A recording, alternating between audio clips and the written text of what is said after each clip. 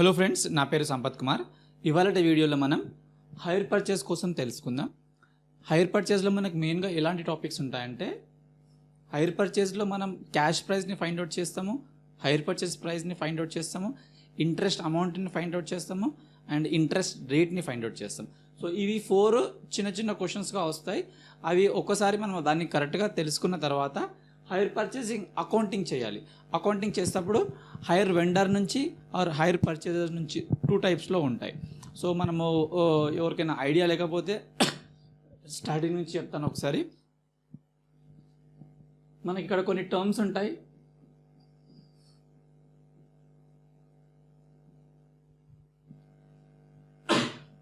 Hire vendor,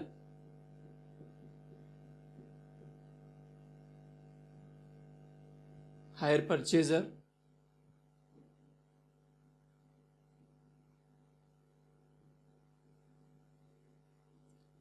installments,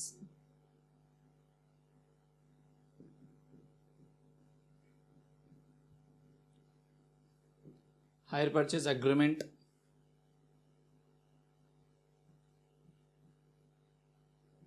cash price,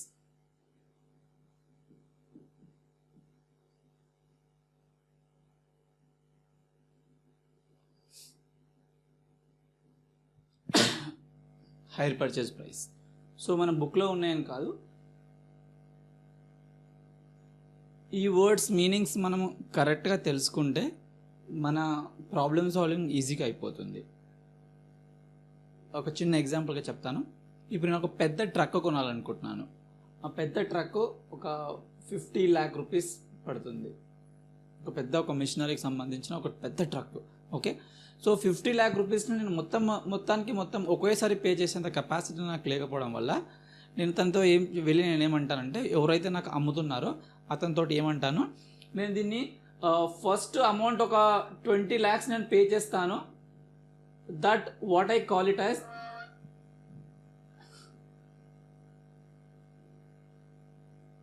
down payment. First ఇనీషియల్గా agreement తీసుకున్న టైంలో పే చేసేది డౌన్ పేమెంట్. రిమైనింగ్ 30 lakhs ఏదైతే ఉందో ఈ 30 lakhsని ఇన్స్టాల్మెంట్గా పే చేస్తాను over the period of next 5 years అంటాను. అర్థమవుతుందా? ఎవ్రీ ఇయర్ కొంచెం ఇన్స్టాల్మెంట్ పే చేసినప్పుడు లాస్ట్ ఇన్స్టాల్మెంట్ నేను ఎప్పుడైతే పే చేస్తానో అప్పుడు నేను ఈ అసెట్కి ఓనర్షిప్ని పొందుతాను. అంతలోపు నాకు పొసెషన్ వచ్చేస్తుంది. అంటే మీనింగ్ ఈ ట్రక్ ఏదైతే కొన్నానో ఈ అగ్రిమెంట్ తీసుకున్నప్పటి నుంచి నేను వాడుకుంటాను, కానీ నాకు ఓనర్షిప్ ఎప్పుడు వస్తుంది అంటే, నేను ఎప్పుడైతే నా లాస్ట్ 5th yearలో నేను ఇన్స్టాల్మెంట్ పే చేస్తానో అప్పుడు నాకు ఓనర్షిప్ వస్తుంది. అప్పటి వరకు ఓనర్షిప్ ఆ హైర్ వెండర్ దగ్గరే ఉంటుంది. సో ఇక్కడ నంబర్స్ పైన ఫోకస్ చేయకండి, ఇక్కడ మీకు కొన్ని తేడాగా ఉంటాయి. బట్ ఇక్కడ వర్డింగ్స్ని ఎక్స్ప్లెయిన్ చేయడానికి ట్రై చేస్తున్నాను. తర్వాత మనం ఒక 4 illustrations నేను ఇక్కడ ఆల్రెడీ సాల్వ్ చేశాను. 4 illustrations మనం ఇక్కడ సాల్వ్ చేయడం వల్ల మన కాన్సెప్ట్స్ మ్యాక్సిమం కవర్ అయిపోతాయి. రైట్? హైర్ వెండర్ అంటే ఎవరంటే, ఎవరైతే నాకు ఈ ట్రక్ అమ్ముతున్నారో ఆ పెద్ద కంపెనీ, ఏ కంపెనీ అయితే నాకు ఇస్తుందో అది హైర్ వెండర్ అంటాం. వాళ్ళని హైర్ వెండర్ అంటాం.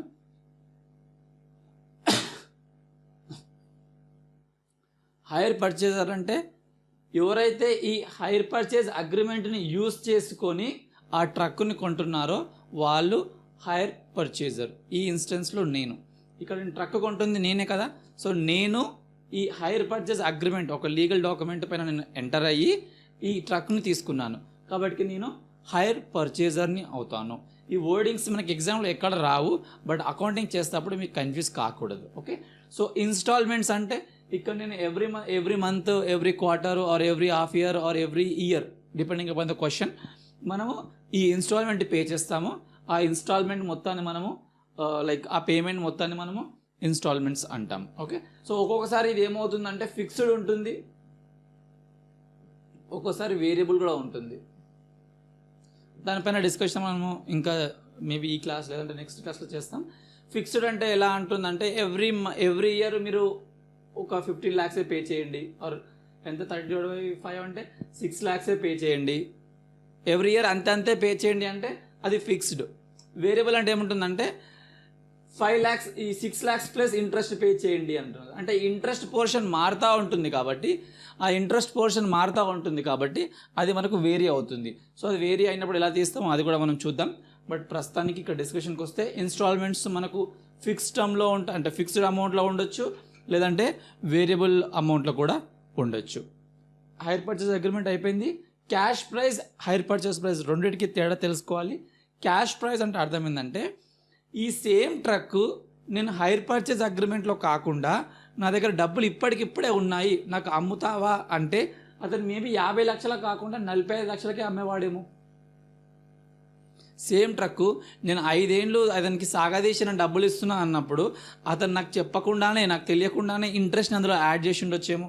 ఓకే, సో ఏదైతే మీరు క్యాష్కి అవుట్ రైట్ క్యాష్కి కొనగలుగుతారో ఆ ప్రైస్ని మీరు క్యాష్ ప్రైస్ అంటారు.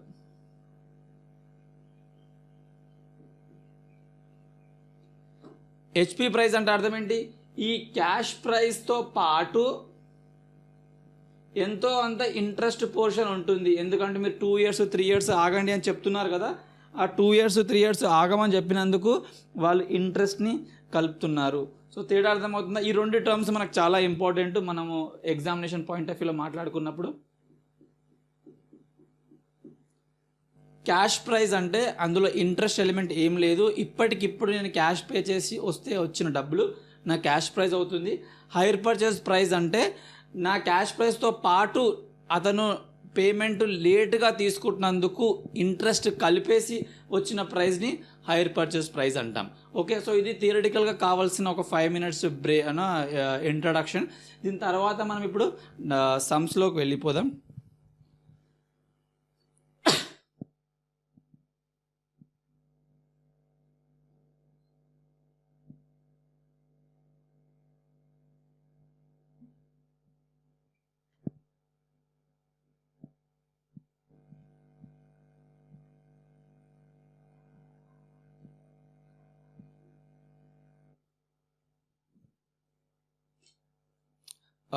ఒక క్వశ్చన్ తీసుకున్నాను.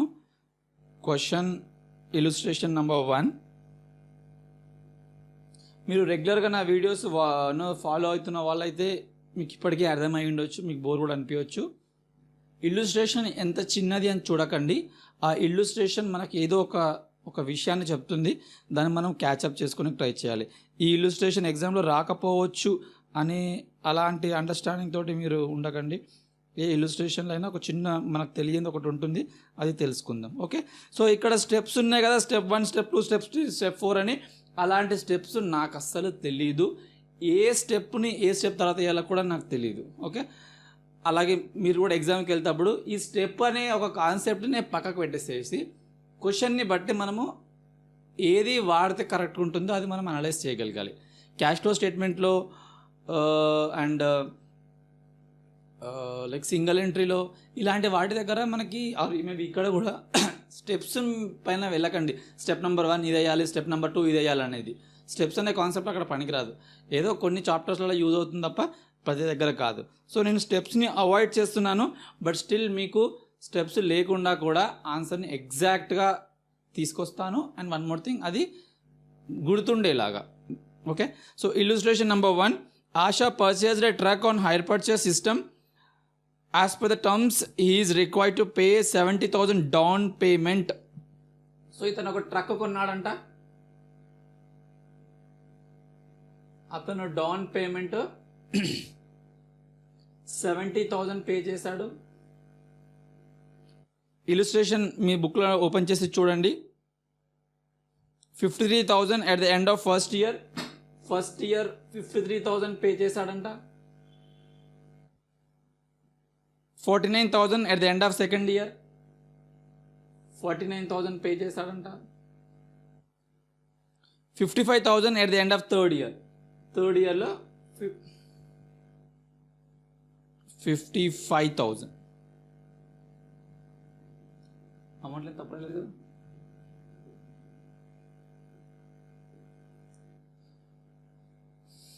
70, 53, 49, 55. Yeah, interest rate 10%. Okay, so దీని ఫార్ములా లేకుండా లిటరల్ సెన్స్లో అర్థం చేసుకోండి. ఇక్కడ వెండర్ ఉన్నాడు, అంటే ఆ ట్రక్ అమ్మేవాడు. ఇక్కడ తన పేరు ఆశ. సో తను ఇక్కడ ఉంది, రైట్. సో తను షాప్కి వెళ్ళేసి డౌన్ పేమెంట్ 70,000 కట్టేశాడు, ఆల్రెడీ 70,000 కట్టేశాడు. తర్వాత 1 ఇయర్, ఫస్ట్ ఇయర్ ఇంత కడతా అన్నాడు, సెకండ్ ఇయర్ ఇంత కడతా అన్నాడు, థర్డ్ ఇయర్ ఇంత కడతా అన్నాడు. ఓకే, సో ఇప్పుడు మనం ఏం చేస్తామంటే ఎవ్రీ ఇయర్లో నుంచి ఇంట్రెస్ట్ ఎలిమెంట్ని మనం బయటికి లాగాలి. ఎలా లాగాలి, దీనికి ఫార్ములా ఏంటి, బై హార్ట్ చేయాల్సిన అవసరం ఉందా అంటే లేకుండా చెప్తాను. మీలో ఎవరైనా హోమ్ లోన్స్ తీసుకొని ఉండొచ్చు, మేబీ ఒక బైక్ని ఈఎంఐలో తీసుకొని ఉండొచ్చు, లేదంటే ఒక టీవీ ఆర్ ఒక మొబైల్ని ఈఎంఐలో తీసుకొని ఉండొచ్చు. ఓకే, సో దీని క్యాలిక్యులేషన్ బ్యాక్గ్రౌండ్ నుంచి చెప్తాను. ఇప్పుడు నేను ఒక 20 లక్షల హోమ్ లోన్ తీసుకున్నప్పుడు దీన్ని నేను ఒక 20 ఇయర్స్ పే చేస్తా అని చెప్పి వాళ్ళకి కమిట్మెంట్ ఇచ్చాను, బ్యాంక్ వాళ్ళకి. సో నేను ఫస్ట్ మంత్ ఇన్స్టాల్మెంట్ పే చేయాలి కదా. ఫస్ట్ మంత్ ఇన్స్టాల్మెంట్ పే చేసేటప్పుడు ఈ 20 lakhs ఇంటూ ఆ ఇంట్రెస్ట్ రేట్ ఒక 15% అనుకుందాం, 15% ఇంటూ 12/12, అరే 15% కదా, 1/12. లాజిక్ అర్థం చేసుకోండి. ఫస్ట్ మంత్ ఇన్స్టాల్మెంట్ కడతప్పుడు మొత్తం అవుట్ స్టాండింగ్ అమౌంట్, దానిపైన ఇంట్రెస్ట్ కడతాను. ఎగ్జాంపుల్ ఒకటి క్యాలిక్యులేట్ చెప్తాను. 20 lakhs కదా,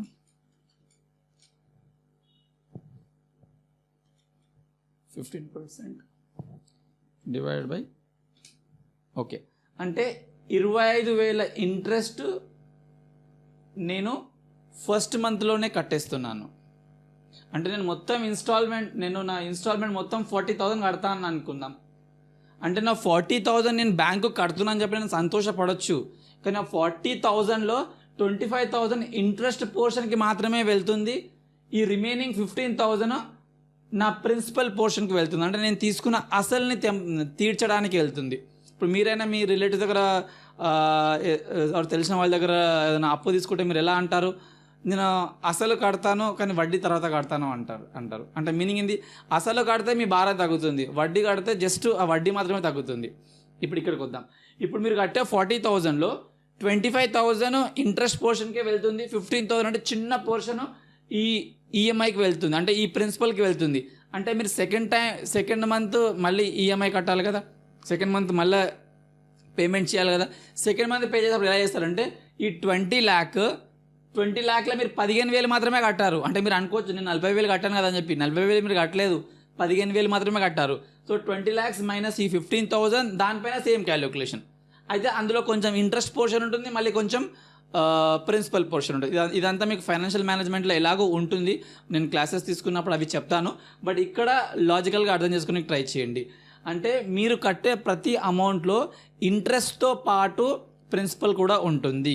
అర్థమైందా? ఇప్పుడు నేను ఒక బైక్ తీసుకున్నాను, నేను ఈఎంఐ కడుతున్నాను అంటే మొత్తం అసలుకే కట్టట్లేదు, అంటే మీకు అట్లా కనిపించవచ్చు. బట్ బ్యాక్ ఎండ్ క్యాలిక్యులేషన్ చూస్తే కొంచెం పోర్షన్ ఇంట్రెస్ట్కి ఉంటుంది, కొంచెం పోర్షన్ ప్రిన్సిపల్కి ఉంటుంది కదా. సో ఇనీషియల్ మంత్లో అంటే ఫస్ట్, ఇప్పుడు ఇదంతా 20 years కదా, 20 years ఇంటూ 12. సో అది మన క్యాలిక్యులేషన్ ఎందుకు కానీ ఈ 20 years మీరు కడతప్పుడు ఇంట్రెస్ట్ పోర్షన్ చాలా ఎక్కువగా ఉంటుంది, ప్రిన్సిపల్ పోర్షన్ చాలా తక్కువగా ఉంటుంది.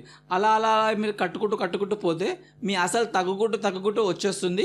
అప్పుడు లాస్ట్ ఎండ్కి వచ్చినప్పుడు అంటే మేబీ 19th year ఆ 20th year 18th year ఆ టైంలో ఎలా ఉంటుందంటే మీ ప్రిన్సిపల్ పోర్షన్ తక్కువగా ఉంటుంది కాబట్టి, అంటే లైక్ అవుట్ స్టాండింగ్ తక్కువగా ఉంటుంది కాబట్టి ఇంట్రెస్ట్ తక్కువగా ఉంటుంది, మీ ప్రిన్సిపల్ అమౌంట్ ఎక్కువగా ఉంటుంది. అంటే ఇప్పుడు ఈ 40,000 ఉందా, ఈ 40,000లో 25,000 మీకు ఇంట్రెస్ట్కి వెళ్తుంది, 15,000 ప్రిన్సిపల్కి వెళ్తుంది. అదే మేబీ మీరు లాస్ట్ ఇయర్లో చూసుకుంటే ఈ 40,000లో మేబీ 5,000 రూపీస్ ఇంట్రెస్ట్కి వెళ్తుంది, 35,000 రూపీస్ మీకు ప్రిన్సిపల్కి వెళ్తుంది. సార్ ఆ క్యాలిక్యులేషన్ మాకు ఇక్కడ ఎందుకు చెప్తున్నారు సార్, మనం ఎఫ్ఎం చేయట్లేదు కదా అంటే మనం కాన్సెప్ట్ని డిరైవ్ చేయడానికి అది చెప్పాను. కాన్సెప్ట్ ఇక్కడ ఏంటి అంటే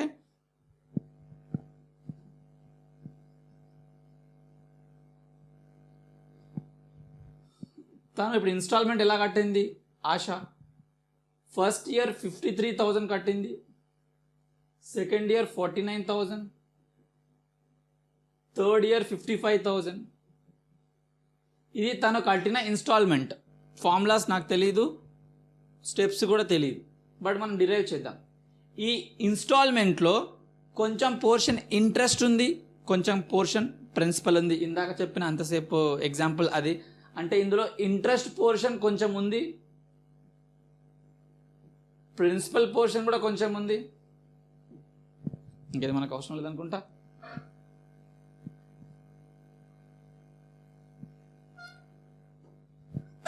ప్రిన్సిపల్ పోర్షన్ కొంచెం ఉంది. అయితే ఇంట్రెస్ట్ రేటు 10% అన్నాడు కాబట్టి మీరు ఇప్పుడు 53,000 ఇంటూ 10% అలా చేయకూడదు. ఎలా చేయాలి అంటే, ఈ లాస్ట్ మీరు ఇన్స్టాల్మెంట్ కట్టారా, ఈ ఇన్స్టాల్మెంట్ కడతప్పుడు అంటే ఇప్పుడు నేనే మీ దగ్గర అప్పు తీసుకున్నాను అనుకుందాం, ఇది ఇవాళ నా లాస్ట్ ఇన్స్టాల్మెంట్. అయితే నేను ఎలా పే చేయాలి? నేను మీకు 100 రూపాయలు అప్పు ఉన్నానంటే 100 రూపాయలు మీకు పే చేయాలి. 100 రూపాయలు మీకు అప్పున్నాను, at the end of the year వచ్చేసి మీకు 100 రూపాయలు ఇస్తానంటే మీరు ఒప్పుకుంటారా? ఒప్పుకోరు కదా. 100 రూపాయలు ప్లస్ 10 రూపాయలు ఇంట్రెస్ట్ అంటే 110 రూపీస్ మీరు నన్ను అడుగుతారు. అంటే దీని నుంచి మనం ఏం అర్థం చేసుకోవచ్చు? ఆ లాస్ట్ ఇన్స్టాల్మెంట్ ఏదైతే పే చేశాడో ఆ లాస్ట్ ఇన్స్టాల్మెంట్లో ఇంట్రెస్ట్ పోర్షన్ కలుపుకున్నాక వచ్చిన అమౌంట్ ఇది ప్రిన్సిపల్ అమౌంట్ కాదు, ఇది మీరు కడుతున్న ఇన్స్టాల్మెంటు. ఈ installment amount is inclusive of your interest. అంటే మీరు ఏం చెప్పాలనుకుంటున్నారు? That is your 110.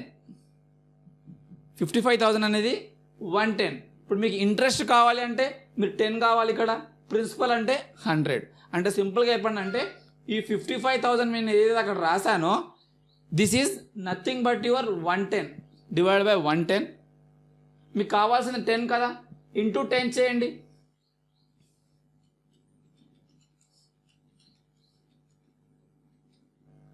5,000. సో 5,000 అనేది ఇంట్రెస్ట్ పోర్షన్. ఇదేంటి 100 ఇంటూ 100 చేయండి. 50,000 అనేది మీ ప్రిన్సిపల్ పోర్షన్. అంటే ఇందులోకి ఇది మైనస్ చేసి ఇది కూడా వస్తుండొచ్చు, బట్ మీకు ఒక్కటే సమ్ అంటే ఫస్ట్ సమ్లోనే మీకు అంత క్లారిటీ తెలియాలని. మీరు కట్టే లాస్ట్ ఇన్స్టాల్మెంట్లో ఇంట్రెస్ట్ కూడా ఇంక్లూడ్ అయిపోయింది కాబట్టి దీన్ని మనం 110 అంటాము. డివైడ్ బై 110 ఇంటూ 10 చేస్తే ఇది వచ్చేస్తుంది, డివైడ్ బై 110 ఇంటూ 100 చేస్తే ఇది వచ్చేస్తుంది. ఇంత స్లోగా తెలుసుకుంటున్నాము, బట్ రాబోయే సెషన్స్లో ఆర్ మేబీ మీరు ఓన్గా చేసుకుంటప్పుడు కూడా మీరు ఇంతసేపు మీరు టైం స్పెండ్ చేయాల్సిన అవసరం లేదు. 55,000 divide by 110 into 10, 55,000 divide by 110 into 100 ఇది వచ్చేసేసింది. ఓకే, ఇప్పుడు మనం ఇక్కడికి వచ్చేద్దాం. ఇక్కడ అంటే మీరు సెకండ్ ఇయర్లో అంటే మీరు ఇక్కడ నుంచి సెకండ్ ఇయర్ అనుకోకండి, కింద నుంచి రండి. కింద నుంచి సెకండ్ ఇయర్లో మాట్లాడుకున్నప్పుడు 49,000 మనం ఇన్స్టాల్మెంట్ కట్టాము. అంటే ఇప్పుడు 49,000 కూడా డివైడ్ బై 110 ఇంటూ 10 చేయొచ్చా అంటే అది తప్పు. ఎందుకు తప్పు అవుతుంది అంటే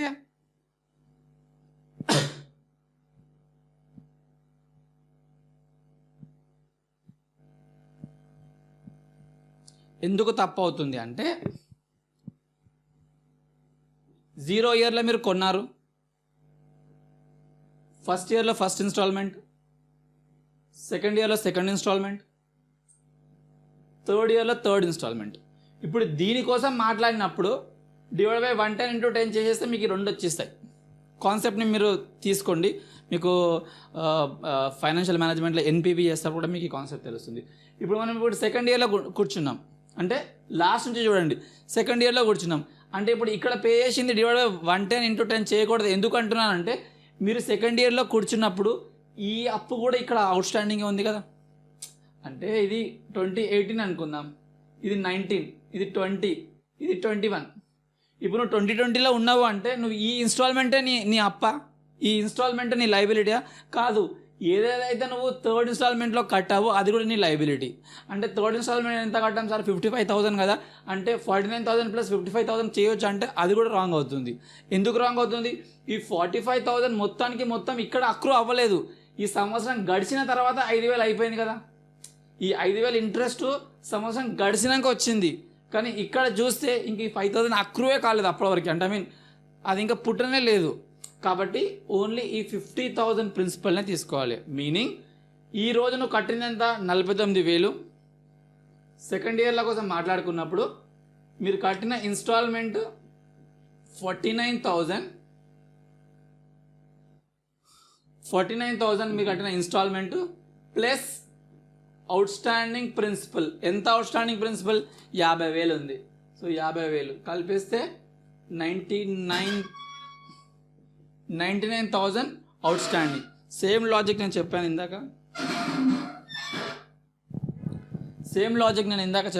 99,000 నుంచి ఇంట్రెస్ట్ ఎలా తీయాలి? 99,000 ఈజ్ యువర్ 110. కాబట్టి 99,000 డివైడెడ్ బై 110 ఇంటూ 10. నేను ఇక్కడ రాస్తున్నాను, ఎందుకు రాస్తున్నాను అంటే నేను చెప్తుంటే మేబీ కొంతమందికి అర్థం కాకపోవచ్చు, వినిపించకపోవచ్చు ఏమనే ఒక ఉద్దేశంతో. ఇవన్నీ మీరు ఎగ్జామ్లో రాయాల్సి టైం వేస్ట్ చేయాల్సిన అవసరం లేదు. ఓకే, సో ఇది మీ సబ్కాన్షియస్ మైండ్లోనే ఇది జరగాలి. ఓకే, ఇది 49,000 ఆల్రెడీ నువ్వు కట్టావు, ఇంకో 50,000 నెక్స్ట్ ఇయర్లో రాబోతుంది. రెండు కలిపితే 99,000 డివైడ్ బై 110 ఇంటూ 10 చేస్తే ఇది వచ్చేస్తుంది. ఎంత వస్తుంది? 9,000. ఇది 9,000 ఇక్కడ వచ్చేస్తుంది, ఇది 40,000 ఇలా వచ్చేస్తుంది. ఇలా చేస్తే సరిపోద్ది, మనము మొత్తం చేయాల్సిన అవసరం లేదు. Working should form part of your answer. But అలాంటి ప్రతిదీ వర్కింగ్ కాదు, వర్కింగ్ అంటే కూడా కొంచెం అవసరం ఉన్నది చేయాలి. సో సెకండ్ ఇయర్ వరకు అయిపోయింది. ఇప్పుడు మనం ఫస్ట్ ఇయర్కి వచ్చేద్దాం. అంటే ఇక్కడికి వద్దాం. ఇక్కడికి వచ్చినప్పుడు నువ్వు కడుతుంది ఎంత? 53,000. So 53,000 plus out standing. ఎంత అవుట్ స్టాండింగ్ ఉంది ఆ రోజు? 53,000 ప్లస్ మీ ప్రిన్సిపల్ అవుట్ స్టాండింగ్ 40 ప్లస్ 50 90. అంటే మొత్తం ఇక్కడ రాస్తాను ఫర్ బెటర్ అండర్స్టాండింగ్, కానీ మీరు ఎక్కడ రాయాల్సిన అవసరం లేదు. ఫస్ట్ ఇయర్లో ఉన్నప్పుడు మీ అవుట్ స్టాండింగ్ మీరు కడుతున్న ఈఎంఐ ఎంత? 53,000. ఇదేదో మరి ఫార్ములా అనుకోకండి, ఫార్ములాని మర్చిపోవడానికి నేను చెప్పింది ఇదంతా, మళ్ళీ ఫార్ములా లెక్క పెట్టుకోకండి. 53,000 మీరు కడుతున్నారు. అప్పటికి me out standing second year out standing 40,000, third year out standing 50,000. అంటే మొత్తం 90,000, మొత్తం కలిపి 1,43,000 పైన మీరు లైక్ క్యాలిక్యులేషన్ చేయాలి. 1,43,000 ఇంటూ 10% చేశారంటే మీ ఆన్సర్ అబ్సల్యూట్లీ రాంగే అవుతుంది. ఏం చేయాలి? 1,43,000 ఈజ్ ఇంక్లూజివ్ ఆఫ్ ఇంట్రెస్ట్. కాబట్టి 143,000 డివైడ్ బై 110 ఇంటూ 10 చేస్తే మీకు ఎంత వస్తుంది?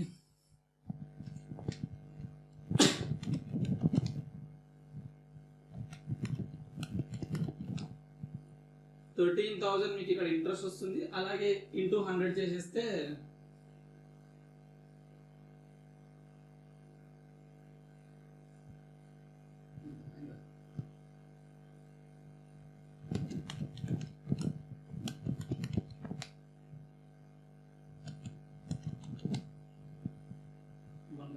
ఓకే. సో 1,30,000 అనేది మీ ప్రిన్సిపల్ అమౌంట్ అవుతుంది. బట్ మనం ఇక్కడ చూస్తే 53,000 మైనస్ 13,000 40,000.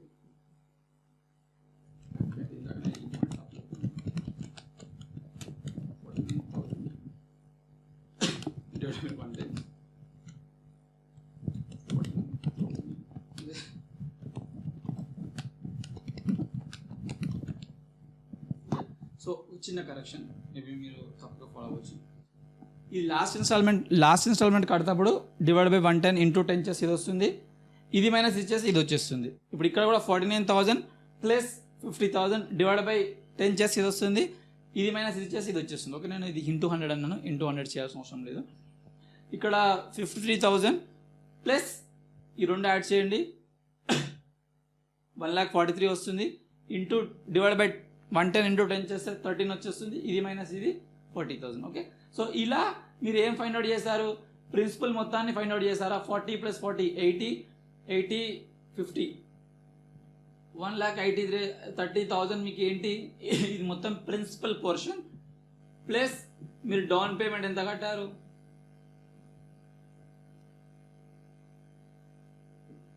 70,000 కట్టారు. అంటే మొత్తం కలిపి 2,00,000 rupees.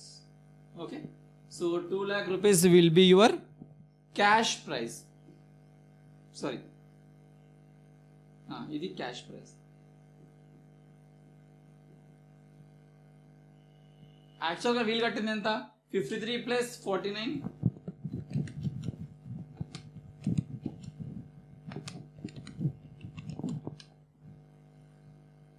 157,000 plus 70,000 down payment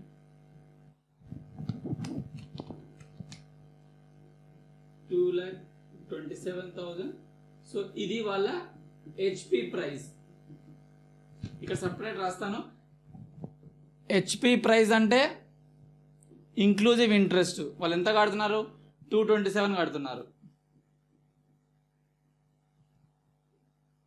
cash prize ఇందాక చేస్తాము 2 lakh. సో మిగతాది 27,000 వాళ్ళ ఇంట్రెస్ట్ పోర్షన్. 13, 22, 5, 27. ఓకే, క్లియర్గా అర్థమవుతుందా? ఒకటే క్వశ్చన్, బట్ మీరు దేన్ని యాడ్ చేస్తే ఏది వస్తుంది, ఏది మైనస్ చేస్తే ఏది వస్తుంది అనేది చెప్పడానికి ఇది మనకు అర్థమవుతుంది.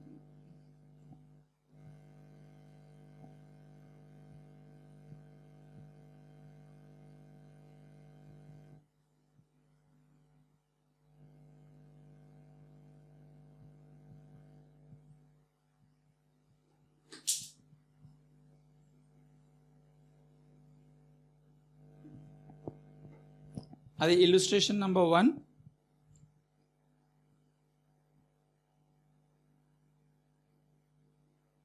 ఇల్లుస్ట్రేషన్ నెంబర్ 2కి రండి. A acquired on 1st Jan 2011 a machine under a hire purchase agreement which provides for 5 half-yearly installments of 6,000 each. So 1st Jan 2011లో ఒకతను ఒకటి ఐటెం కొన్నాడంట. దానికి ఏమంటారంటే 5 half-yearly installments of 6,000 each. So installments 6,000 టైప్లో కడతాడు.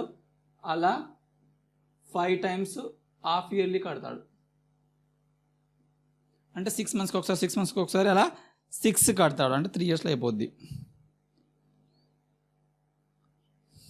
The first installment being due on 1st July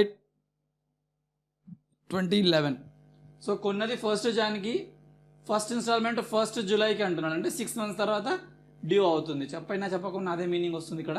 ఇది కూడా అదే మీనింగ్. అది 6 monthsకి ఒకసారి కడతా అంటున్నాడు. కొన్నది 1st Janకి అంటే 6 months అంటే 1st Julyకి డ్యూ అవుతుంది. Assuming applicable rate of interest is 10%, calculate the cash value of the machine. Okay, so interest rate 10% అవుతే tell me what is a cash prize అంటున్నాడు. క్వశ్చన్ అర్థం చేసుకోండి. క్యాష్ ప్రైస్ అడుగుతున్నాడు, hire purchase price అడగట్లేదు. Hire purchase price అడిగితే సింపుల్గా ఏం చేయొచ్చు, ఈ 6,000 into 5 times వేసేస్తే వచ్చిందే మీ హైర్ పర్చేస్ అవుతుంది. ఎందుకంటే అందులో ఇంట్రెస్ట్ కూడా కలిపేసి ఉంది. ఇప్పుడు క్యాష్ ప్రైస్ అంటే మీనింగ్ ఏంటి? ఈ ఎవ్రీ ఇన్స్టాల్మెంట్లో ఎంతో అంత ఇంట్రెస్ట్ ఎలిమెంట్ ఉంది. ఆ ఇంట్రెస్ట్ ఎలిమెంట్ని బయటికి లాగండి అని చెప్పేసి. సో దీనికి కూడా ఫార్ములా కావాలి అంటే ఫార్ములా ఏం కాదు. ఇంతకుముందు 20-25 minutes తీసుకొని స్లోగా చెప్పాను. ఇక్కడ మనం ఫాస్ట్గా చేస్తాం. ఇన్స్టాల్మెంట్స్ 6 ఉన్నాయి కాబట్టి మీరు ఒక డయాగ్రామ్ ఇలా తీసుకోండి. ఇది కూడా ఏదో బై హార్ట్ కాదు, లాజికల్గా అర్థం చేసుకోండి. ఇన్స్టాల్మెంట్ మనము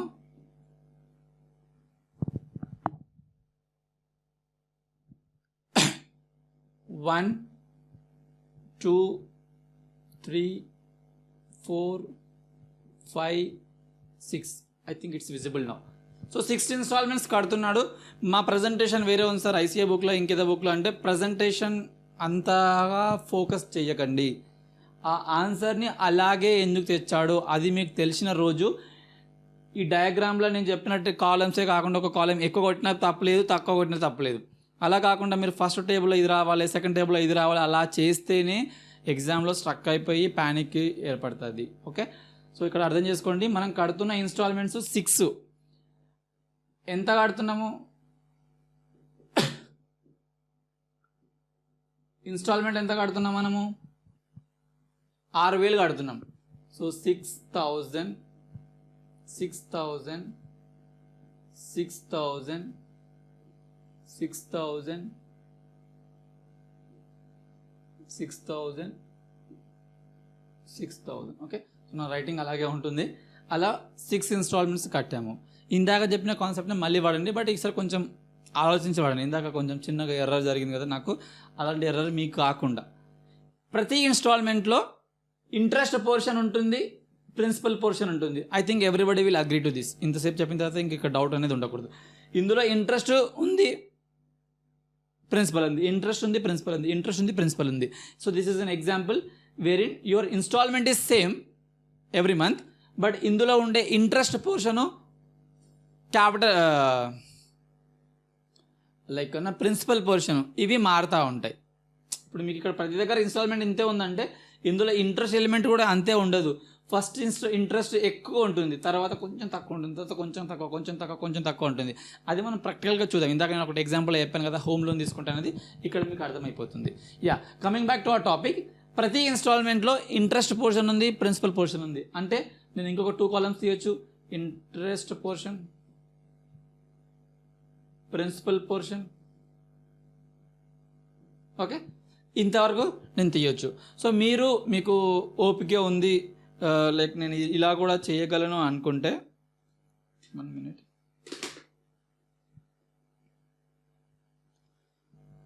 అనుకుంటే opening outstanding principal, opening outstanding, closing outstanding అని చెప్పి రాస్తారు. బట్ నేనైతే అది సజెస్ట్ చెయ్యను. మనకి ఎగ్జామ్ హాల్లో మనకు అంత టైం ఉండదు కాబట్టి మనము ప్యానిక్లో తప్పులు రాసే ఛాన్సెస్ ఉంటుంది. I feel these are sufficient. Outstanding పెడితే చాలదు. Opening outstanding, closing outstanding మరీ అంత బై హార్ట్ వైజ్గా నేర్చుకొని కూడా ఏం లాభం. అవుట్ స్టాండింగ్ అంటే మనకు అర్థమైపోతుంది అని అర్థం. Coming back to our topic, ఎప్పుడైనా లాస్ట్ పట్టుకోండి. లాస్ట్లో 6,000 ఏంటి? Interest plus principal. ఇందులో నుంచి ఇంట్రెస్ట్ తీయాలంటే నేను ఏం చేయొచ్చు? 6,000 డివైడెడ్ బై ఇంట్రెస్ట్ ఇంక్లూడ్ అయిపోయింది అంటే ఈ 10% ఇంక్లూడ్ అయిపోయింది. సో 110%. మీరు 110% రాయకండి. ఎందుకు రాయకండి అంటే ఈ ఇంట్రెస్ట్ అనేది పర్ యానంకి సంబంధించింది. క్వశ్చన్ చదివేటప్పుడు జాగ్రత్తగా చదవండి. ఇన్స్టాల్మెంట్ అంటుంది 6 నెలలకు ఒకసారి, కానీ ఇంట్రెస్ట్ రేట్ ఇచ్చింది సంవత్సరానికి ఒకసారి. సో దీన్ని కూడా మీరు 5% చేసుకోండి. అంటే 6 మంత్స్కి 5% అవుతుందని చెప్పడానికి, రైట్? సో ఈ 6,000 ఏదైతే ఉందో అందులో ఇంట్రెస్ట్ కూడా ఉంది. సో 105 ఇంటూ మీకు కావాల్సింది 5% కాబట్టి ఇంటూ 5. ఓకే, సో ఇందాక నాకు అక్కడ ఒక చిన్న మిస్టేక్ జరిగింది. I hope will not make that mistake again.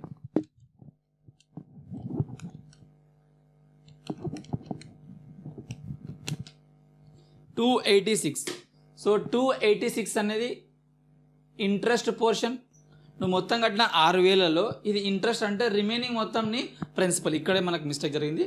So principal ఎలా వస్తుంది అంటే మీరు కట్టుతున్న ఇన్స్టాల్మెంట్లో ఇంట్రెస్ట్ తీసేస్తే మీకు ప్రిన్సిపల్ వచ్చేస్తుంది. ఓకే, సో 286 కదా, 5714.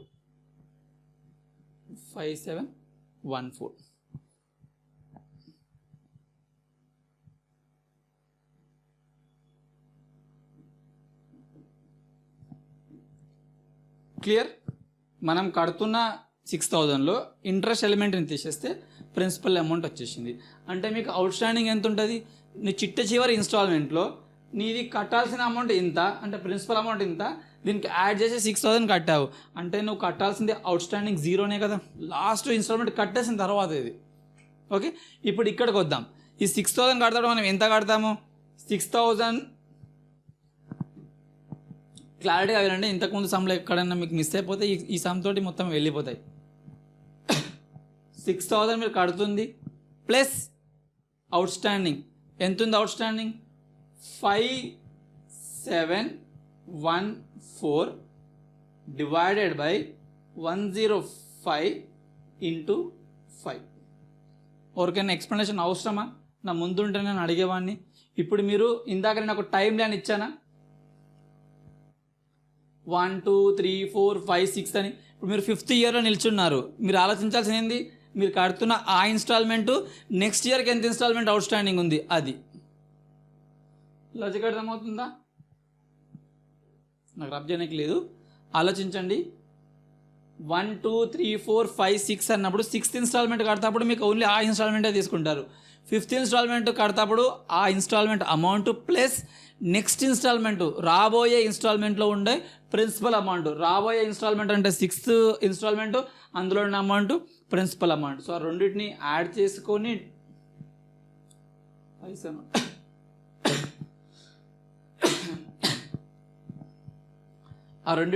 చేసుకొని డివైడ్ బై 105, ఎందుకంటే అది ఇంక్లూజివ్ ఇంట్రెస్ట్ కాబట్టి, ఇంటూ 5 చేస్తే మీకు ఇంట్రెస్ట్ పోర్షన్ వచ్చేస్తుంది.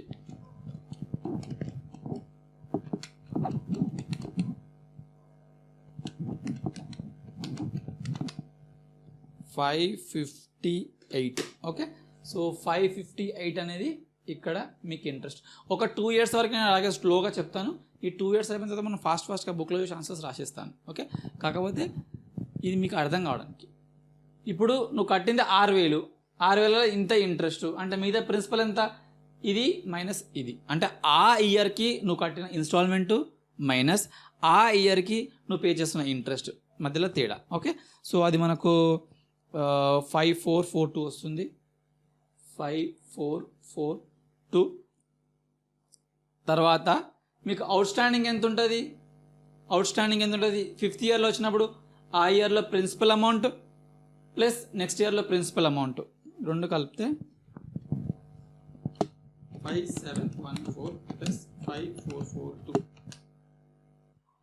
11,156. ఓకే, లాజికల్గా అర్థమవుతుంది అనుకుంటున్నాను.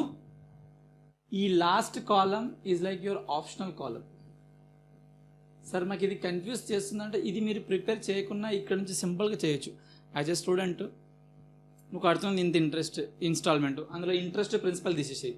నెక్స్ట్ ఇయర్కి వచ్చినప్పుడు ఇది ఇంత ఇన్స్టాల్మెంట్, అది plus next year outstanding amount, ఇక్కడికి వచ్చినప్పుడు అది plus next 2 years outstanding, ఇది plus next 3 years outstanding, అలా చేసి ఇంకా సింపుల్ అయిపోతుంది. బట్ బుక్లలో ఇచ్చాడు కాబట్టి నేను చెప్తున్నాను, ఇది ఇట్స్ లైక్ నా ఆప్షనల్. ఇప్పుడు ఇక్కడికి వద్దాం 6,000కి, థర్డ్ ఇయర్కి వద్దాం. థర్డ్ ఇయర్లో మనం ఏం చేస్తాం, ఆ ఇయర్ ఇన్స్టాల్మెంట్ ఆర్ ఆ 6 monthsకి సంబంధించిన ఇన్స్టాల్మెంట్ ప్లస్ రాబోయే మంత్స్లో ఉండే ప్రిన్సిపల్ అమౌంట్. అంటే రాబోయే మంత్స్లో అంటే ఎంత, ఈ 2 అమౌంట్సే కదా. వినండి, సరే 4th yearలో ఉంది కదా. ఈ ఇయర్లో మనం ఇన్స్టాల్మెంట్ కడతప్పుడు ఎంత ఇంట్రెస్ట్ మనం పే చేస్తున్నామంటే ఆ ఇయర్లో నువ్వు పే చేస్తున్న ఇన్స్టాల్మెంట్ అమౌంట్ 6,000. అక్కడి నుంచి చూసినప్పుడు రాబోయే మంత్స్లో నువ్వు పే చేసిన ఇన్స్టాల్మెంట్, ఇప్పుడు ఇది చేసినప్పుడు ఇది చూస్తావు, ఇది చేసినప్పుడు ఈ 2 చూస్తావు. 4th అంటే నువ్వు ఇక్కడ నుంచి చూసినప్పుడు ఇక్కడ నువ్వు ఎంత నువ్వు కట్టాల్సిన ప్రిన్సిపల్ అంటే ఆ ఇయర్ ఇన్స్టాల్మెంట్ ప్లస్ రాబోయే 2 yearsకి సంబంధించిన ప్రిన్సిపల్ అమౌంట్. అర్థమవుతుందా? కాబట్టి 6,000 ప్లస్ 5442 ప్లస్ 5714 అలా రాయొచ్చు, లేకపోతే సింపుల్గా ఈ అమౌంట్ రాసుకున్న అదే వచ్చేస్తుంది 11,156. నేను అందుకు అన్ని వెరైటీ వేస్లో చెప్తున్నానంటే ఏ ఒక్క వే మేము మర్చిపోయినా ఇంకొక వే మిమ్మల్ని బతికిచ్చేస్తుందని చెప్పడానికి. సడన్గా డౌట్ వచ్చింది, ఇది కరెక్టేనా కదా అని మీకు డౌట్ వచ్చింది. ఇప్పుడు సపోజ్ నేను చేసేటప్పుడు నాకు అప్పుడప్పుడు డౌట్ వస్తుంది కదా, మనం ఎలా క్లారిఫై చేసుకోవచ్చు, ఈ 2 యాడ్ చేసి ఇది వస్తుంది అంటే ఓకే మనం కరెక్ట్ దారిలోనే వెళ్తున్నాం అని అర్థం, లేదంటే రే తప్పు చేస్తున్నానేమో అని మిమ్మల్ని మీరు చెక్ చేసుకోవడానికి. కమింగ్ బ్యాక్ టు టాపిక్, మీరు 6,000 కడుతున్నారు, 6,000 ప్లస్ రాబోయే మంత్స్లో మీరు కట్టే ఇంట్రెస్ట్, రాబోయే మంత్స్లో ప్రిన్సిపల్, రాబోయే మంత్స్లో మీరు కట్టే ప్రిన్సిపల్, ఈ 2 అమౌంట్లు యాడ్ చేసి డివైడ్ బై 105 ఇంటూ 5 చేసిస్తే మీకు ఆన్సరు 817 వచ్చేస్తుంది. ఆల్రెడీ చేసేస్తాను, 817 వచ్చేస్తుంది. ఇది మైనస్ ఇది చేస్తే 5183. ఓకే, ఇప్పుడు మీరేం చేయాలి, ఇది మీ ప్రిన్సిపల్ కదా, ఇది ప్లస్ ఇది చేస్తే 16,339. నంబర్స్ పైన ఫోకస్ చేయకండి, కాన్సెప్ట్ పైన ఫోకస్ చేయండి. ఇప్పుడు ఇక్కడికి వద్దాం. ఈ 3 మిమ్మల్ని అడిగేవాడిని నేను నా ముందు ఉంటే, జస్ట్ మీరు ఆన్సర్ చేయడానికి ట్రై చేయండి. ఇప్పుడు నేను ఇక్కడ ఎంత కడతాను ఇంట్రెస్ట్, ఆ ఇన్స్టాల్మెంట్ 6,000 ఇది చేసుకున్నాను ప్లస్ రాబోయే మంత్స్ ప్రిన్సిపల్ అమౌంట్. రాబోయే మంత్స్ ప్రిన్సిపల్ అమౌంట్ అంటే ఇప్పుడు ఈ 3rd yearలో ఉన్నావు కదా, అంటే 4, 5, 6 ఆ 3 సంవత్సరాలకు సంబంధించిన ఇన్స్టాల్మెంట్ ప్రిన్సిపల్ అమౌంట్ తీసుకోవాలి. 4, 5, 6 సంబంధించి ఎంత, ఇది ఈ 3 కలిపి తీసుకోవాలి. సింపుల్గా చెప్పాలంటే ఈ 16,339 తీసుకోవచ్చు. 16,339 చేస్తే మీకు ఆన్సరు 1063 వచ్చేస్తుంది. లాజిక్ అర్థమవుతుందా? అలా మీరు ఒకటి మీరు చేసుకుంటారని ఆశిస్తున్నాను. అది ఇలిస్ట్రేషన్ 2.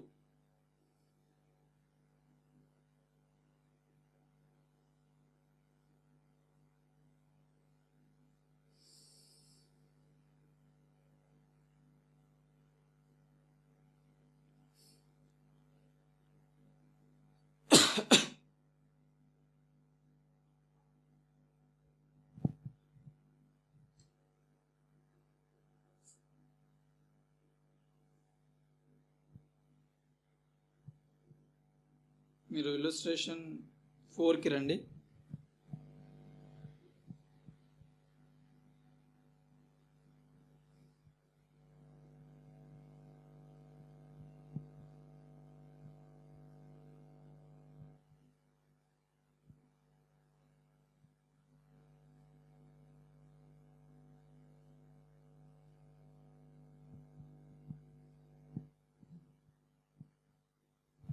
ఇల్లుస్ట్రేషన్ 4కి రండి.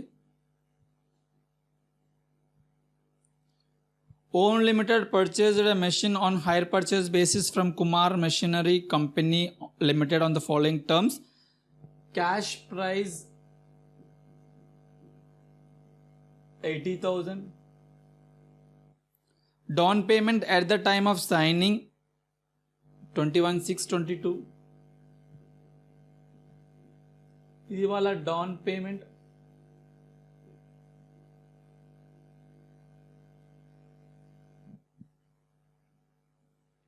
Five annual installments of 15,400. The first to commence at the end of 12 months from the date of down payment. So వీళ్ళు పే చేసిన ఇన్స్టాల్మెంట్స్ ఏంటంటే 15,400 వాళ్ళు పే చేయాలనుకుంటున్నారు. 12 మంత్స్కి ఒకసారి కట్టాలి అంటే ఇయర్లీ ఇంట్రెస్ట్ రేట్ 10% ఇచ్చాడు. So interest rate 10% per annum ఇచ్చాడు. వీళ్ళు కడుతున్న ఇన్స్టాల్మెంట్ కూడా పర్ యానమే కాబట్టి మనం దాన్ని ఇంకా కన్వర్ట్ చేయాల్సిన అవసరం లేదు.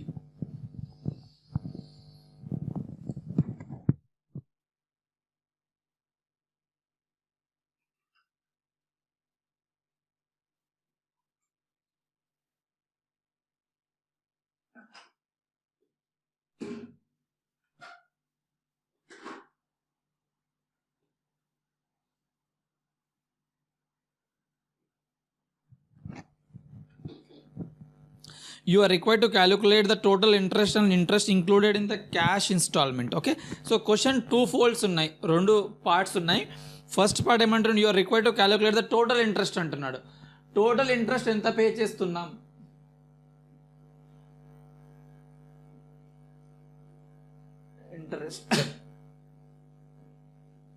టోటల్ ఇంట్రెస్ట్ ఎంత పే చేస్తున్నాము అంటే మనం ఇన్స్టాల్మెంట్ 15,000 కడుతున్నాం, 15,400 రూపంలో కడుతున్నాం.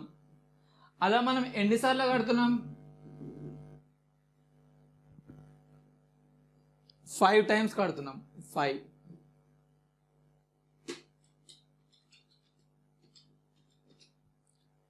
77,000 మనం ఓన్లీ ఇన్స్టాల్మెంట్ రూపంలో కడుతున్నాం. ప్లస్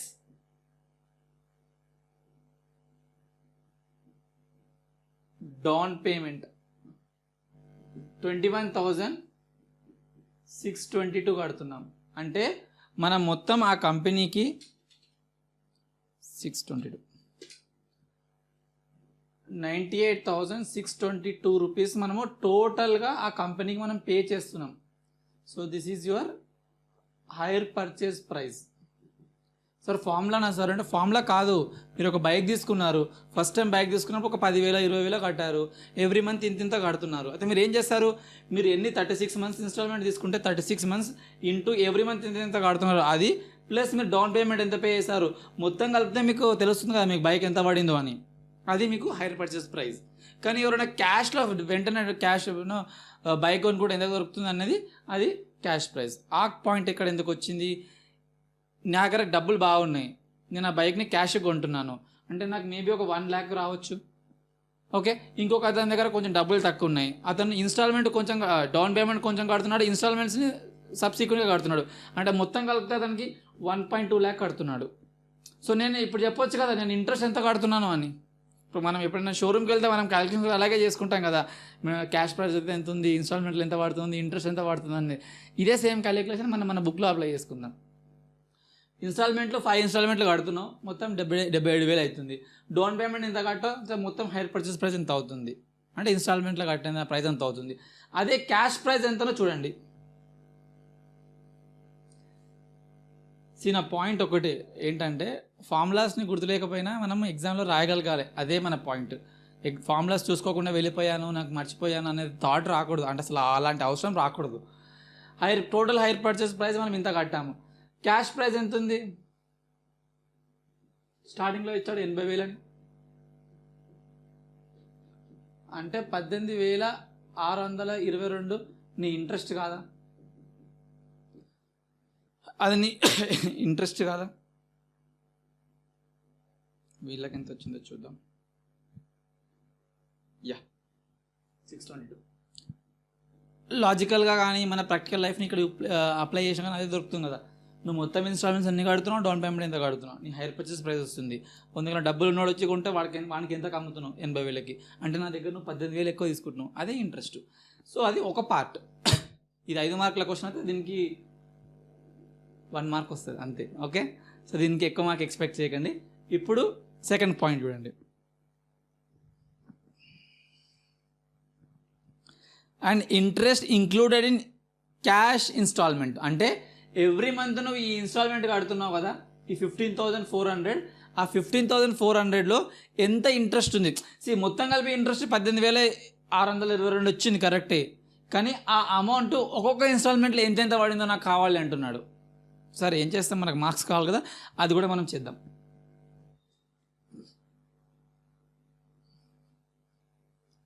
దీనికి ఏమైనా ఫార్ములా ఉందా? ఫార్ములా అలాంటివి మన దగ్గర ఉండవు. నెంబర్ ఆఫ్ ఇన్స్టాల్మెంట్స్ ఎన్నిసార్లు కడుతున్నాడు? 5 times.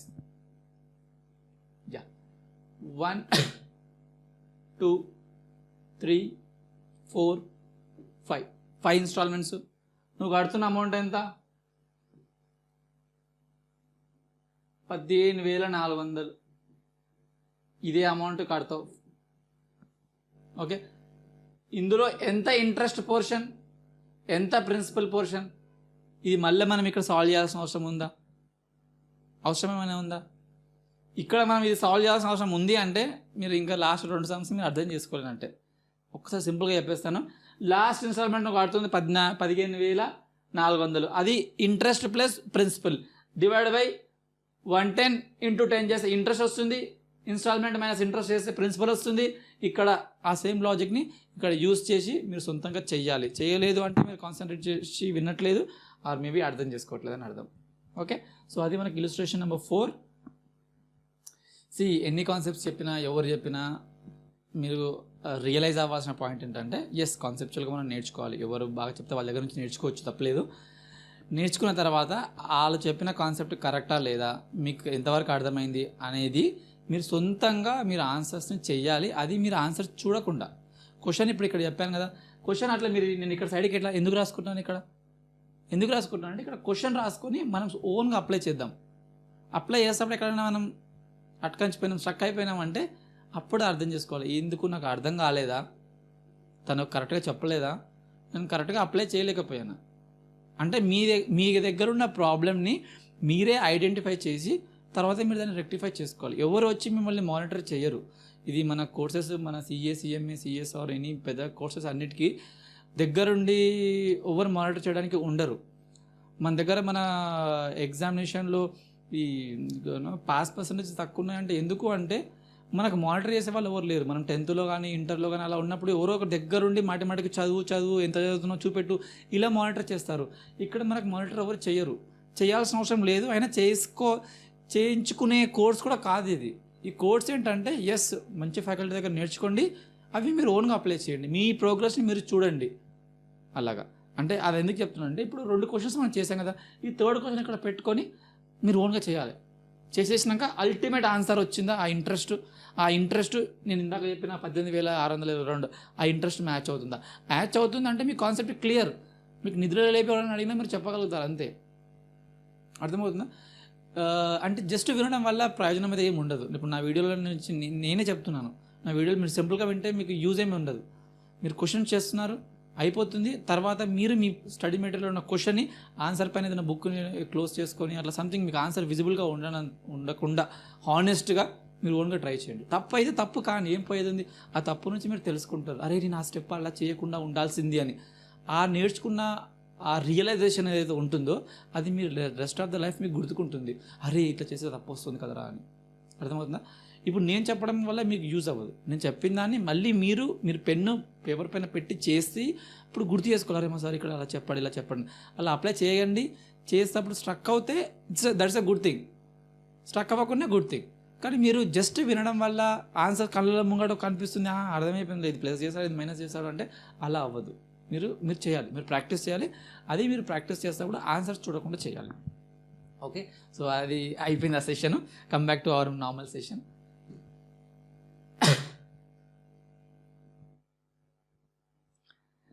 మనం ఇంకో క్వశ్చన్ చేద్దాం.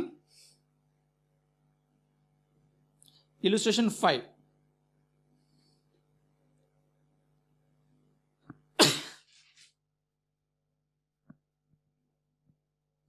ఇల్లుస్ట్రేషన్ 5లో మనం ఐఆర్ఆర్ ఫైండ్ అవుట్ చేస్తాం. ఇది చాలా ఇంపార్టెంట్ నేను అనుకుంటున్నాను, ఎందుకంటే మీకు ఎఫ్ఎంలో సేమ్ కాన్సెప్ట్ యాజ్ ఇట్ ఈస్గా ఉంటుంది. సో అక్కడ మీకు ఎవరు కొత్తగా చెప్పాల్సిన అవసరం లేదు. ఇక్కడ నేర్చుకుంటే అక్కడ నేర్చుకున్నట్టే, అక్కడ నేర్చుకుంటే ఇక్కడ నేర్చుకున్నట్టే. ఓకే, బట్ ఇక్కడ నేను అక్కడ నేర్చుకుంటా అని చెప్పి అక్కడ ఇక్కడ నేర్చుకుంటా అని చెప్పి అనుకోకండి, ఏదో ఒక దగ్గర నేర్చుకోండి. రైట్, ఇల్లుస్ట్రేషన్ 5 ఏమంటుందంటే, Happy Valley Florist Limited acquired a delivery van on hire purchase on 1st April 2011 from Ganesh Enterprises. The terms were as follows. ఇతను ఒక వ్యాన్ కొన్నాడంట, then hire purchase price 1,80,000, down payment 30,000,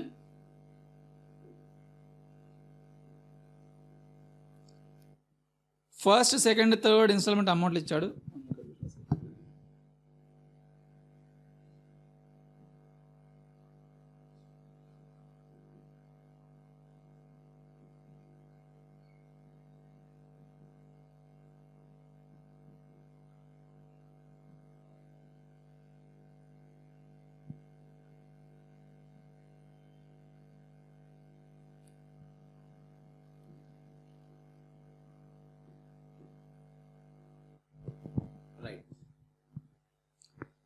question explain చేస్తాను.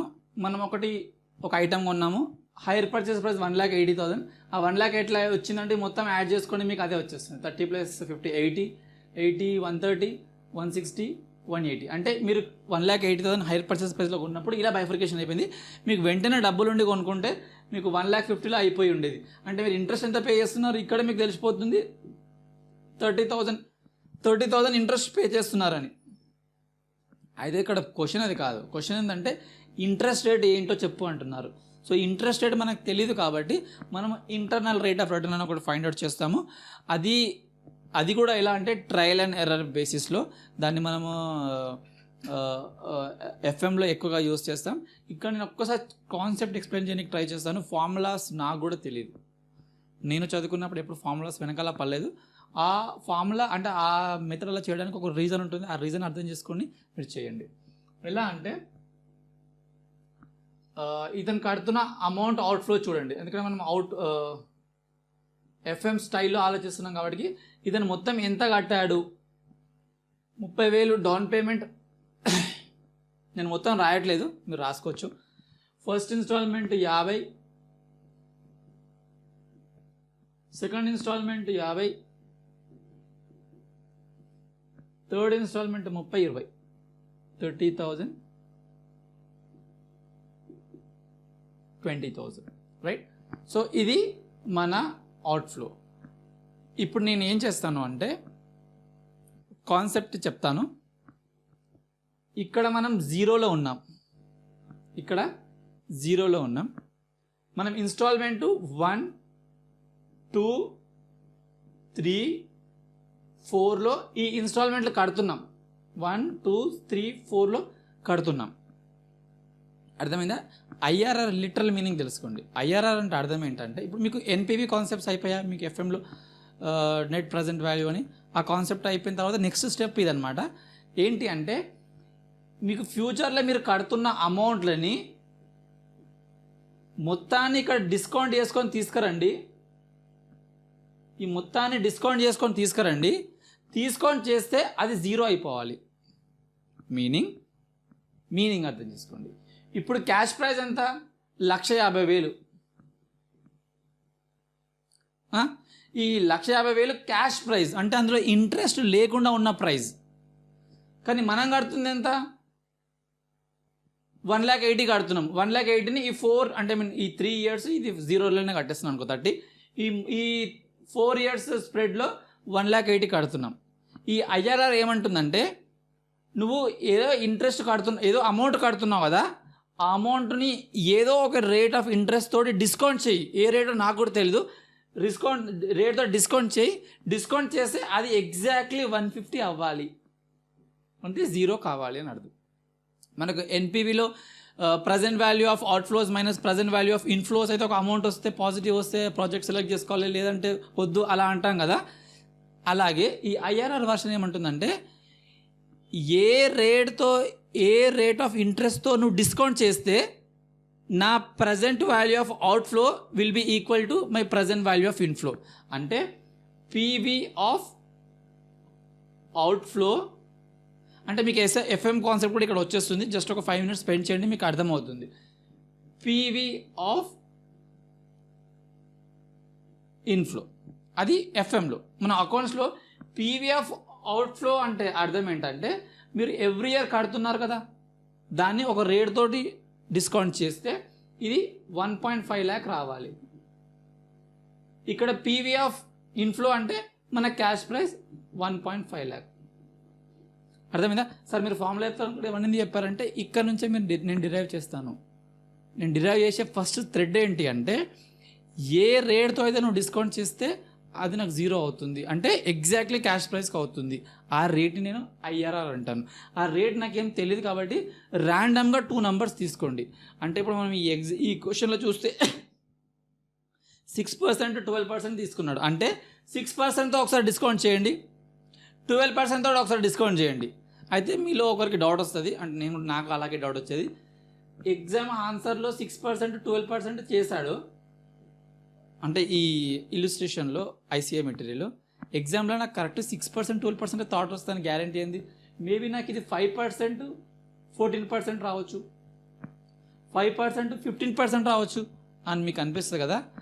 అలా అనిపించినా పర్లేదు, మీకు ఇష్టం వచ్చిన 2 ఇంట్రెస్ట్ రేట్ని తీసుకోండి, but make sure that they are bit wide.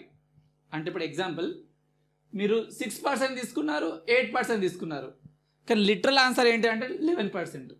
అయితే ఇప్పుడు మీరు 2 మధ్యలో తీసుకుంటే ఈ 2 మధ్యలో వచ్చిందా ఇది? అర్థమవుతుందా? ఈ ఇంటర్ఆపరేషన్కి మీనింగ్ ఏంటంటే ఒకటి లో ఎండ్లో ఒకటి హై ఎండ్లో తీసుకోవాలి, ఈ మధ్యలో ఏదో ఒకటి ఉంటుంది, మనం దాన్ని భూతత్వం పెట్టుకుని వెతుకుదామని అర్థమైందా?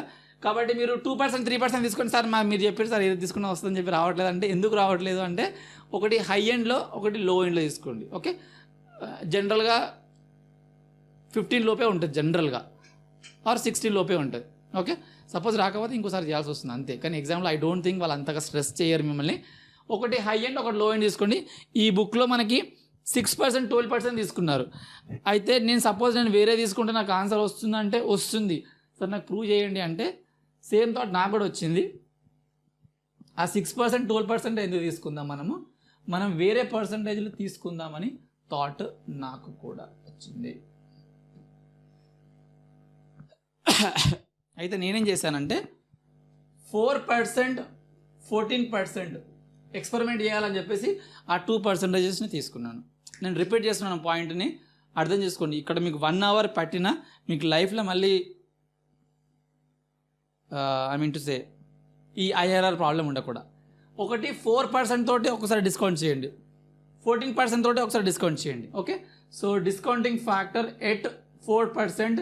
దీన్ని ఎలా చేస్తారు అంటే ఇది 30,000 ఎప్పుడు కడుతున్నావు?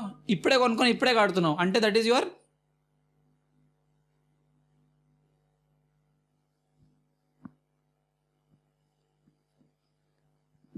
Your present value. అంటే ఇప్పుడు నేను ఇప్పుడే కొనుక్కొని ఇప్పుడే కడుతున్నాను అంటే అందులో నేను డిస్కౌంట్ చేయాల్సింది ఏం లేదు కదా. సో 1 ఇక్కడ సెకండ్ ఇయర్లో ఏం చేస్తారు అంటే ఇక్కడికి వచ్చినప్పుడు 1 డివైడెడ్ బై 1.04. ఎవరైతే సిపిటి నుంచి వస్తున్నారో వాళ్ళకి ఈ ప్రాబ్లం అబ్సల్యూట్లీ ఉండదు. మేబీ ఇంకెవరైనా వేరే డైరెక్ట్ ఎంట్రీ రూట్లో వచ్చిన వాళ్ళకైనా ఇక్కడ ఉండొచ్చు, ఐఎమ్ నాట్ సెయింగ్ ఉంటుందని కాదు, ఉండొచ్చు. సో మీరు ఫస్ట్ ఇయర్లో ఏం చేస్తారు 1 డివైడ్ బై 1 ఈ interest rate 4, 1 divide by 1.04. So నేను ఆల్రెడీ చేశాను, we're running out of time. 0.962 వస్తుంది. ఓకే, సో నెక్స్ట్ ఇయర్కి వచ్చినప్పుడు దాన్ని డివైడ్ బై 1.04 చేస్తే 0.924 వస్తుంది. మళ్ళీ ఇంకోసారి చేస్తే 0.889 వస్తుంది, తర్వాత 0.845 వస్తుంది. ఓకే, అర్థం చేసుకోండి లాజిక్ని. 1 డివైడ్ బై మీరు ఇట్లా ఈక్వల్ టు కొట్టినా అదే ఇట్లా వచ్చేస్తూ ఉంటుంది. మీరు వచ్చేసినట్టుగా మీ బుక్లో రాసేసుకోండి. Okay, so ఆన్సర్లో రాసేసుకోండి. ఇది 4% తోటి చేస్తే వచ్చిన డిస్కౌంటింగ్ ఫ్యాక్టర్. ఇప్పుడు దీన్ని ప్రజెంట్ వాల్యూ చేయాలంటే ఏం చేయాలి? ఈ రెండింటిని మల్టిప్లై చేయాలి. 30,000 ఈ రెండింటిని మల్టిప్లై చేయాలి. 48,100, 46,200, 26,670, 16,900. అర్థమవుతుందా? సో ఇలా మొత్తం చేస్తే నాకు ఎంత వస్తుంది టోటల్? ఆ టోటల్ కూడా చేసేస్తాను ఆల్రెడీ. 1,67,870. ఫార్ములాని గుర్తుపెట్టుకోకండి, లాజిక్ అర్థం చేసుకోండి. లాజిక్ నేను ఏమన్నాను, ఏ రేటుతో అయితే నేను డిస్కౌంట్ చేస్తే అది నా క్యాష్ ప్రైస్ అవుతుందో అది నా ఐఆర్ఆర్ అన్నాను. అంటే నా క్యాష్ ప్రైస్ ఇందాక 1.5 lakh అని చెప్పాను, నా క్వశ్చన్లో ఇచ్చాడా? నేను డిస్కౌంట్ చేస్తే 1.5 lakh రావాలి, నాకు 1.67 వచ్చింది. అంటే మీనింగ్ ఏంది, నేను తక్కువ రేటుతో చేశాను, ఇంకొంచెం ఎక్కువ రేటుతో డిస్కౌంట్ చేయాలని అర్థం. లాజిక్ అర్థం చేసుకోండి. ఇప్పుడు మనం ఇక్కడ కూర్చున్నాము, ఇక్కడ పేమెంట్స్ 1, 2, 3, 4 అని జరుగుతున్నాయి. వీటిని మనం డిస్కౌంట్ చేసేటప్పుడు అంటే మీనింగ్ ఏంటంటే నువ్వు ఎంత గట్టిగా లాగితే ఎంత బలంగా లాగితే అంత ఫాస్ట్గా వస్తుంది అన్నట్టు. ఇప్పుడు మీరు లాగుతుంది 4%కి, 4%తో లాగినందుకు మీకు 1,67,870 వచ్చింది కదా. ఇప్పుడు ఈ రేట్ని కాస్త మీరు 6% చేయండి, ఆ అమౌంట్ ఇంకా తగ్గుతుంది. దీన్ని 10% చేయండి, అది ఇంకా తగ్గుతుంది. అంటే నా ఆన్సర్లు చేయమని అనట్లేదు, మీకు ఫైనాన్షియల్ మేనేజ్మెంట్ కాన్సెప్ట్. అంటే మీరు ఎంతెంతగా మీరు ఇంట్రెస్ట్ రేట్ని పెంచుతున్నారో, ఆ డిస్కౌంటింగ్ రేట్ని పెంచుతున్నారో మీ ప్రజెంట్ వాల్యూ తగ్గుకుంటూ వస్తుంది. అంటే దీని వల్ల మనం అర్థం చేసుకోవాల్సింది ఏంటి, ఇప్పుడు నెక్స్ట్ డిస్కౌంటింగ్ ఫ్యాక్టర్ చేసేటప్పుడు దీనికన్నా ఎక్కువ ఉండాలంటే 4 కాడికి 5 తీసుకుంటారు అలా కాదు, చెప్పాను కదా, కొంచెం వైడ్గా తీసుకోండి. నేను 14% తీసుకున్నాను, జస్ట్ ర్యాండమ్ నెంబర్, నా థాట్ వచ్చింది, ఆన్సర్స్ ఆల్రెడీ ఉన్నాయి కాడికి నేను తీసుకున్నాను, లేదంటే మొత్తం నుంచి చేయాల్సి వస్తుంది. ఇక్కడ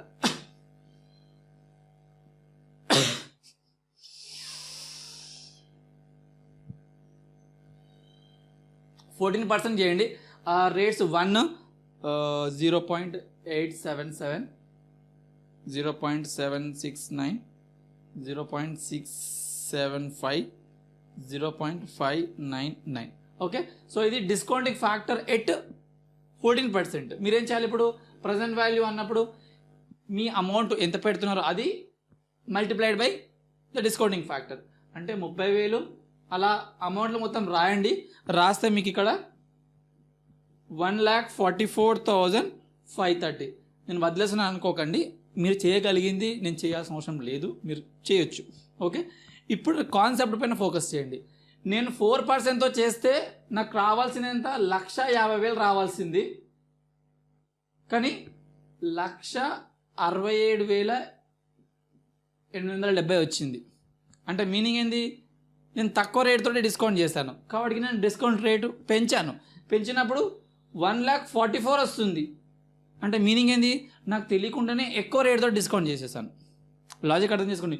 4%తో చేస్తే 1.5 కన్నా ఎక్కువ అయిపోయింది, 14% చేస్తే దానికన్నా తక్కువ అయిపోయింది. అరే నేను అంటే ఇప్పుడు ఏం చేయాలి, 12కి 13కి చేయాలంటే అన్నిసార్లు ప్రయత్నించకండి, దీన్ని ఇంటర్ఆపరేషన్ చేయండి. ఎలా చేస్తారో నేను చెప్తాను. అది కూడా ఫార్ములా కాదు, formulas I also hate formulas.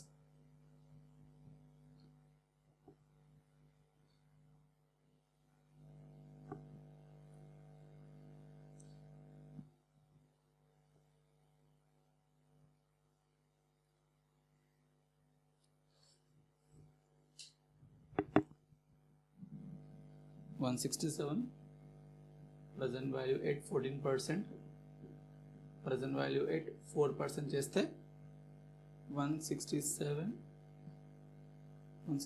ఇది 4%, 14% చేస్తే 1,44,530.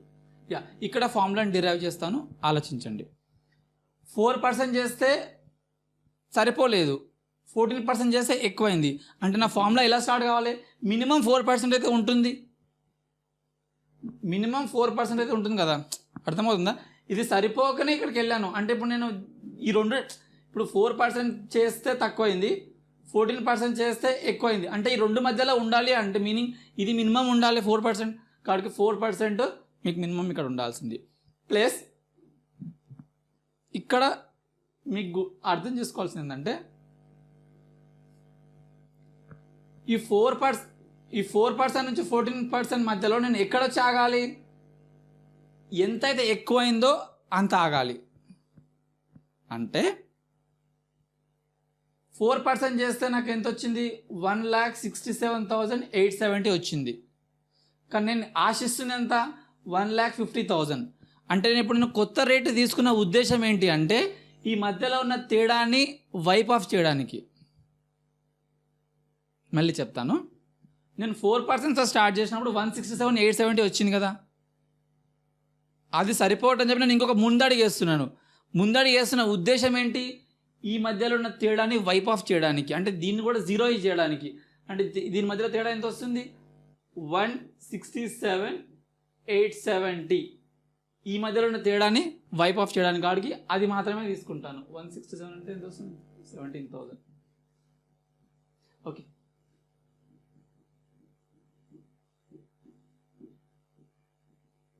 ఫార్ములాస్ బుక్లో కూడా ఉన్నాయి, బట్ దీన్ని ఎలా గుర్తుపెట్టుకోవాలి, అసలు దీనికి లాజిక్ ఏంటంటే ఇది మినిమం 4% చేస్తే ఇంత వచ్చింది, దాని నుంచి నువ్వు నెక్స్ట్ స్టెప్ వేయడానికి ఇంత తేడా కావాలి, అది ఇక్కడ రాశాను. డివైడెడ్ బై ఏం చేసామంటే ఈ డిఫరెన్స్ బిట్వీన్ ఈ డిఫరెన్స్ బిట్వీన్ రెండు ఎందుకంటే నువ్వు ఇక్కడ నుంచి ఇక్కడ రావడానికి నువ్వు 10% ముందుకు వచ్చావా, 10% ముందుకు వచ్చినందుకు నీకు ఇంత మారింది. అంటే 167, 870 మైనస్ 144, 530. ఓకే, ఇలా చేసేయండి. ఇలా చేస్తే మీకు ఆన్సర్ నేను చెప్తాను డైరెక్ట్గా.